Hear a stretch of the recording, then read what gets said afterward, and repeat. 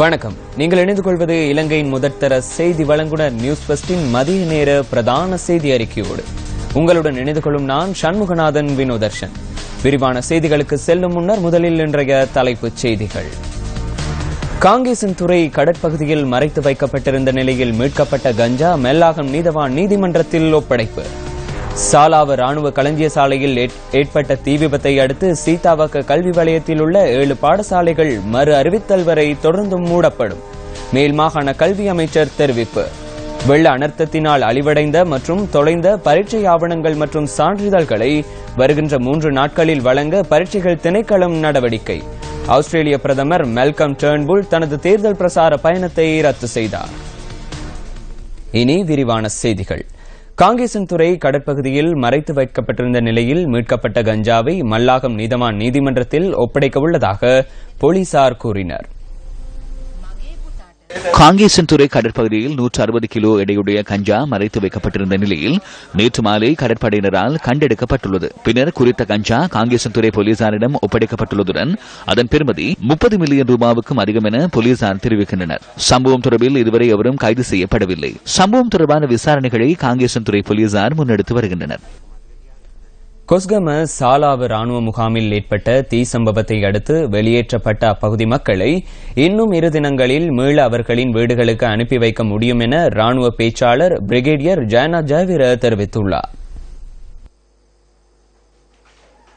வெடிப்புச் சம்பவங்கள் இடம்பெற்ற களஞ்சிய சாலையை சுற்றி வரையுள்ள 1 சதுர கிலோமீட்டர் பிரதேசத்தில் மக்களை மீள தங்க வைப்பது ஆபத்தானது எனவும் ராணுவ பேச்சாளர் பிரிகேடியர் ஜயனா ஜாவிர தெரிவித்துள்ளார். இதேவேளை இச்சம்பவத்தை அடுத்து களஞ்சிய சாலையை சுற்றி வரையுள்ள பிரதேசங்களில் வீழ்ந்த தோட்டாக்கள் மற்றும் அதன் பகுதிகளை இதேவேளை இந்த சம்பவத்தை அடுத்து களஞ்சிய சாலையை சுற்றி வரையுள்ள பிரதேசங்களில் வீழ்ந்த தோட்டாக்கள் மற்றும் அதன் பகுதிகளை செயலிழக்க செய்வதற்காக போலீஸ் விசேட அதிரடிப்படையின் பயிற்றுவிக்கப்பட்ட விசேட 10 குழுக்கள் நேற்று ஈடுபடுத்த பிரதேசத்தின் வீடுகளில் பாதுகாப்பு நிமித்தம் 250 விசேட அதிரடிப்படை வீரர்கள் கடமையில் ஈடுபடுத்தப்பட்டுள்ளதாக போலீஸ் விசேட அதிரடிப்படையின் கட்டளையிடும் அதிகாரி பிரதி போலீஸ் மா அதிபர் ரஞ்சித் பெரேரா தெரிவித்தார். அத்துடன் அவ்வாறான தோட்டாக்கள் மற்றும் வெடிப்பொருட்கள் தொடர்பில் தகவல்கள் ஏதேனும் இருப்பின் உடனடியாக கொஸ்கம போலீஸ் நிலையத்தில் ஸ்தாபிக்கப்பட்டுள்ள விசேட நடவடிக்கை கூடத்துடன் பின்வரும் தொலைபேசி இலக்கங்களுடன் தொடர்பு கொள்ளுமாறு பொதுமக்களுக்கு வேண்டுகோள் விடுக்கப்பட்டுள்ளது.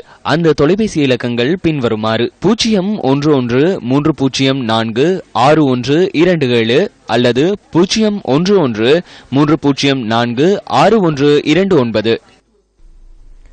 சாலாவ ராணுவ களஞ்சிய சாலையில் ஏற்பட்ட தீ விபத்தை அடுத்து சீதாவக கல்வி நிலையத்தில் உள்ள 7 பாடசாலைகள் மறு அறிவித்தல் வரை தொடர்ந்து மூடப்படும் என மேல் மாகாண கல்வி அமைச்சர் ரஞ்சித் சேமவன்ச தெரிவித்துள்ளார்.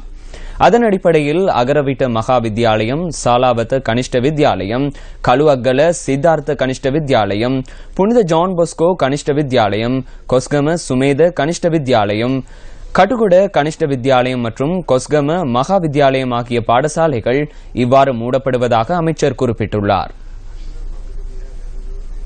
சாலாவ ராணுவ களஞ்சிய சாலையில் ஏற்பட்ட தீ விபத்து தொடர்பில் மக்கள் விடுதலை முன்னணியின் தலைவர் அனுரகுமார திசாநாயக்க நேற்றைய தினம் மாதுள்ள மொனராகலை பகுதியில் இவ்வாறு கருத்து தெரிவித்தார். பெக்கோ இயந்திரங்கள் மூலம் சீராக அமைக்கப்பட்டுள்ள வீதிகளை அமைச்சர்கள் சேதப்படுத்துகின்றனர். வாகனங்களின் விலை ஏன் அதிகரித்துள்ளது என அமைச்சர்களிடம் வினவினால் தேவையற்றவர்களுக்கு வாகனங்கள் வழங்க தேவையில்லை என தெரிவிக்கின்றனர். பொறுப்புணர்வற்ற நிலையே இது. பொறுப்புணர்வு தவறுமெனின் ஆலோசனைகளும் தவறாக முன்னெடுக்கப்படும். போலீசாரின் செயற்பாடுகளும் எவ்வாறு அமைகின்றதோ அதே போல ராணுவத்தினரின் செயற்பாடுகளும் அமைகின்றன. களஞ்சிய சாலையை பாதுகாக்க முடியாத இயலாமை இங்கு புலப்படுகின்றது. இவ்வாறான நிலை வளர்ச்சியுற்றால் யாரும் பொறுப்பேற்க முடியாத நிலை ஏற்படும். ராஜபக்சவின் அரசாங்கத்தில் இவ்வாறு நடைபெற்றால் அவர்கள் என்ன சொல்வார்கள்? இது சதி எனவும் சர்வதேச சதி எனவும் மஹிந்த ராஜபக்சவை மின்சார கதிரைக்கு அனுப்ப வேண்டும் எனவும் தெரிவிப்பார். தற்போது என்ன சொல்வார்கள்? சதி வேலை என்பர். இதற்கான தீர்வை அரசாங்கம் மேற்கொள்ளும் என சொல்வர். இவ்வாறான கொள்கையையே வெளிப்படுத்தி வருகின்றனர்.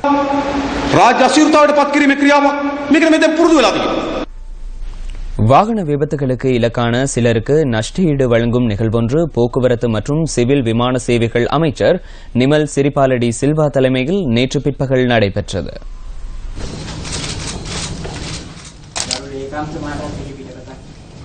නිකුත් කරනු ලබන ක්‍රියදුරු சாரதி ஒருவருக்கு ஏதேனும் ஒரு இடத்தில் அபராதம் விதிக்கப்பட்டால் உடனடியாக அந்த அபராத தொகையை சாரதி அனுமதி பத்திரத்தில் உள்ளடக்கக்கூடியவாறு இலத்திரனியல் சாரதி அனுமதி பத்திரத்தை அறிமுகப்படுத்துவதற்கான நடவடிக்கை முன்னெடுக்கப்பட்டு வருகின்றது. அபராதம் விதிக்கப்பட்டால் அது தொடர்பில் முறையான அறிக்கை எங்களுக்கு கிடைக்கப்பெறுவதில்லை. அதனால் அபராத தொகை உடனடியாக சாரதி அனுமதி பத்திரத்தில் உள்ளடக்கப்பட உள்ளது. தொடர்ந்து தவறு செய்யும் சாரதிகளின் சாரதி அனுமதி பத்திரம் உடனடியாக ரத்து செய்யப்படும். இவ்வாறான நடவடிக்கை எதிர்வரும் காலங்களில் நடைமுறைப்படுத்தப்பட உள்ளது. ඉබේම අහෝසි වෙන පරිදි එවැනි වැඩ කටයුත්තක් අපි කරන්නට ඕන. குருநாகலை போதனா வைத்தியசாலையில் இன்று அதிகாலை தீ பரவியுள்ளது. இதேவேளை இன்று முற்பகல் நாட்டின் சில பகுதிகளில் தீ பரவிய சம்பவங்கள் பதிவாகின. குருநாகல் போதனா வைத்தியசாலையின் வெளிநோயாளர் பிரிவில் இன்று காலை தீ பரவியுள்ளது. வெளிநோயாளர் பிரிவில் அமைந்துள்ள வளிப்பதனாக்கியில் ஏற்பட்ட கோளாறு காரணமாக தீ பரவியதாக போலீசார் தெரிவிக்கின்றனர். தீ விபத்தினால் வைத்தியசாலை நடவடிக்கைகள் சில மணி நேரம் பாதிக்கப்பட்டதாக அங்கிருக்கும் எமது பிராந்திய செய்தியாளர் தெரிவித்தார். மாமநல்ல பகுதியில் அமைந்துள்ள மர ஆலையில் இன்று அதிகாலை 4 மணியளவில் தீ பரவியுள்ளது. போலீசார் மற்றும் பிரதேசவாசிகள் ஒன்றிணைந்து தீயை கட்டுப்பாட்டிற்குள் கொண்டு வந்ததாக அங்கிருக்கும் எமது பிராந்திய செய்தியாளர் தெரிவித்தார். சம்பவம் தொடர்பிலான விசாரணைகளை மாமநல்ல போலீசார் முன்னெடுத்து வருகின்றனர்.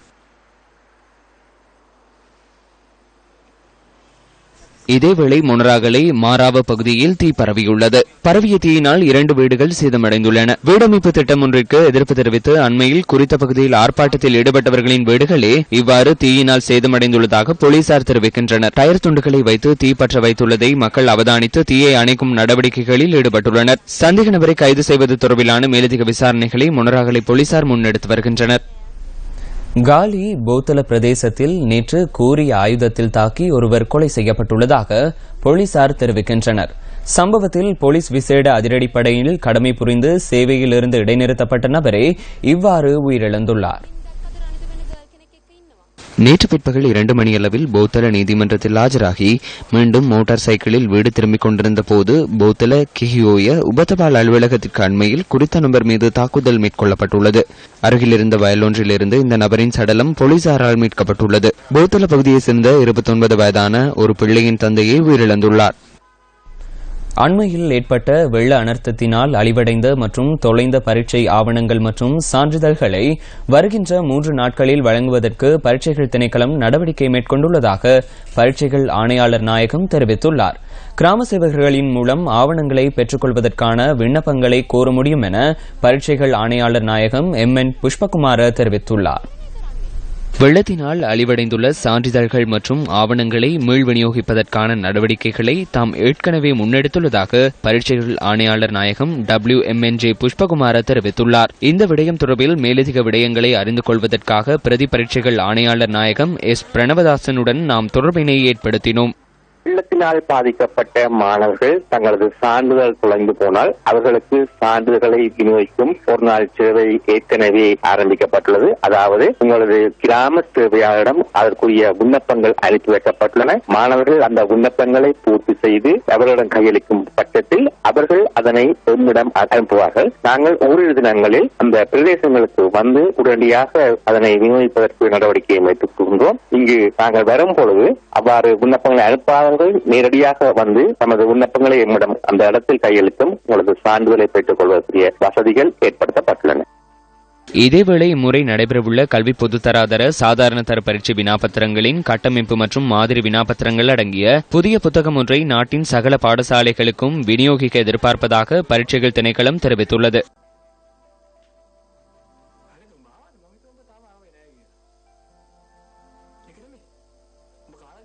2016 ஆண்டு டிசம்பர் மாதம் நடைபெற உள்ள புதிய பாடத்திட்ட பரீட்சைக்குரிய மாதிரி வினாத்தாள்கள் அடங்கிய புத்தக கையேடுகள் இன்றைய தினம் வலய கல்வி பணிப்பாளரிடம் ஒப்படைப்பதற்கு தீர்மானிக்கப்பட்டுள்ளது. புதிதாக மாற்றமடைந்த பாடங்களுக்குரிய வினாத்தாள் கட்டமைப்புகளும் மற்றும் அதற்குரிய மாதிரி வினாக்களும் இடம்பெறுகின்றன. அதற்கு மேலதிகமாக கணிதம், விஞ்ஞானம் போன்ற பாடங்களுக்குரிய தமிழ் மொழி மூல வினாத்தாளையுடன் ஆங்கில மொழி வினாத்தாளும் இணைக்கப்பட்டுள்ளது. இந்த வினாத்தாள் அடங்கிய புத்தகத்தை எதிர்வரும் 10ஆம் தேதிக்கு முன்பு பாடசாலை அதிபரிடம் கையளிக்குமாறு கேட்கப்பட்டுள்ளது. ஆகவே இது கையளிக்கப்பட்டவுடன் ஆசிரியர்கள், மாணவர்கள் ஆகியோர் பிரயோசனப்படுத்துமாறு வாசிய சாலையில் வைத்து உதவுமாறு அதிபர்கள் கேட்டுக் கொள்ளப்படுகின்றார்கள். மேலும் இதற்குரிய மென்பிரதி ஒன்றும் வழங்கப்பட உள்ளது. அத்துடன் www.poe.at என்ற இணையதள முகவரியிலும் இதனை பெற்றுக் கொள்ள முடியும். 2016 ஆண்டு காப்போத்தா சாதன தரிசைக்குரிய விண்ணப்பங்களை ஏற்றுக்கொள்ளும் இறுதி தேதி எதிர்வரும் 10ஆம் தேதி வரை நீடிக்கப்பட்டுள்ளது. ஆகவே மாணவர்கள் அதற்கு முன்பு உங்களது விண்ணப்பங்களை அனுப்பி வைக்குமாறு கேட்டுக் கொள்ளப்படுகின்றீர்கள். மேல் மாகாணம், வடமேல் மாகாணம், மத்திய தென் மற்றும் சப்ரகமோ மாகாணங்களிலும் மன்னார் மாவட்டத்திலும் இன்று மழை பெய்யக்கூடிய வாய்ப்பு அதிகம் உள்ளதாக வளிமண்டலவியல் திணைக்களம் எதிர்ப்பு கூறியுள்ளது. இன்று மாலை 2 மணியளவில் ஊவா மற்றும் கிழக்கு மாகாணங்களில் மழை பெய்யக்கூடிய வாய்ப்புகள் அதிகம் உள்ளதாகவும் எதிர்வு கூறப்பட்டுள்ளது. நாட்டில் நிலவும் வானிலை தொடர்பான மேலதிக தகவல்களுடன் இணைந்து கொள்கின்றார் வளிமண்டலவியல் திணைக்களத்தின் வானிலை அதிகாரி முகமது ஷாலிஹின். மத்திய சப்ரகமுக, மேல், வடமேல் மற்றும் தென் மாகாணங்களிலும் மன்னார் மாவட்டத்திலும் இடைக்கிடையே மழை அல்லது இடியுடன் கூடிய மழை பெய்யக்கூடும். கிழக்கு மற்றும் ஊவா மாகாணங்களின் சில இடங்களில் பிற்பகல் 2 மணிக்கு பின்னர் மழை அல்லது இடியுடன் கூடிய மழை பெய்யக்கூடும். நாடு முழுவதிலும் குறிப்பாக மத்திய மலைப்பிரதேசங்களின் மேற்கு சரிவுகளில் ஓரளவு பலத்த காற்று வீசக்கூடும். கடல் பிராந்தியங்களை பொறுத்தவரையில் காங்கேசன்துறை தொடக்கம் மன்னார், புத்தளம், கொழும்பு ஊடாக காலி வரையான கரையோரத்துக்கு அப்பாலுள்ள கடல் பிரதேசங்களின் பல இடங்களில் மழை அல்லது இடியுடன் கூடிய மழை பெய்யக்கூடும். காற்று மணித்தியாலத்துக்கு 30 முதல் 40 கிலோமீட்டர் வேகத்தில் தென்மேற்கு திசையில் இருந்து வீசும். புத்தளம் தொடக்கம் மன்னார், காங்கேசன்துறை ஊடாக முல்லைத்தீவு வரையான குறிப்பாக மன்னார் குடா கடல் பிராந்தியத்திலும், அத்துடன் மட்டக்களப்பு தொடக்கம் பொத்திவில் ஊடாக ஹம்பாந்தோட்டை வரையான கடல் பிராந்தியங்களிலும் காற்றின் வேகமானது அடிக்கடி மணித்தியாலத்துக்கு 60 முதல் 65 கிலோமீட்டரிலும் அதிகரித்த வேகத்தில் வீசக்கூடும். கடல் பிரதேசங்கள் இடைக்கிடையே சற்று கொந்தளிப்பான நிலையில் காணப்படும். ஆகையினால் கடலுக்கு செல்லும் மீனவர்களும் கடல்சார் ஊழியர்களும் மிகவும் அவதானத்துடன் செயற்படுமாறு கேட்டுக் கொள்ளப்படுகின்றனர். வவுனியா புளியங்குளம் பகுதியில் உள்ள பாடசாலைகளில் யானைகளின் அச்சுறுத்தல் காரணமாக கற்றல் கற்பித்தல் செயற்பாடுகளை முன்னெடுப்பதில் அச்சநிலை தோன்றியுள்ளதாக பாடசாலை சமூகத்தினர் தெரிவிக்கின்றனர். புளியங்குளம் ராமனூர் தனிநாயகம் அடிகளார் வித்தியாலயத்தின் பாடசாலை செயற்பாடுகளிலும் யானைகளின் அச்சுறுத்தல் அதிக தாக்கத்தை செலுத்துகின்றது. பயன் தரும் மரங்கள் அதிகம் சூழவுள்ள இந்த பாடசாலைக்கரையில் யானைகள் அதிக அளவில் நடமாடுவதாக அங்கிருக்கும் எமது பிராந்திய செய்தியாளர் தெரிவிக்கின்றார். அண்மை காலங்களில் யானைகளின் நடமாட்டத்தால் பாடசாலை சுற்றுச்சூழல் இவ்வாறான பாதிப்பை எதிர்நோக்கியுள்ளது. இரவு எங்களுடைய பாடசாலையிலே ஒரு ஆணை கூட்டம் வந்து பாடசாலையில் இருந்த வாழைகள் மற்றும் பயிர்களை சேதப்படுத்தி பெருமளவான சேதங்களை ஏற்படுத்தி இருக்குது. இதற்கு முதலும் இடம்பெற்றதாக சொல்லப்படுகிறது. நாங்கள் யானையால் ஏற்படுற பாதிப்புகள் இருக்குன்னு சொல்லி எத்தனையோ முறை மேலதிகாரிகளுக்கு பல தடவைகள் முறையிட்டும் அவர்கள் அது பற்றி எந்த விதமான கவனமும் இல்லாமல் இருப்பது மிகவும் கவலைக்குரியதாக இருக்குது. யானைகளின் தாக்கம் தொடர்பில் பல தடவைகள் அறிவித்திருந்த போதிலும் இந்த விடயம் தொடர்பில் உரிய நடவடிக்கைகளை முன்னெடுக்க உரிய தரப்பினர் முன்வரவில்லை என பாடசாலை சமூகத்தினர் விசனம் தெரிவிக்கின்றனர். அந்த தகவலோடு நியூஸ் ஃபர்ஸ்டின் மதிய நேர பிரதான செய்தி அறிக்கை நிறைவடைகின்றது. வணக்கம்.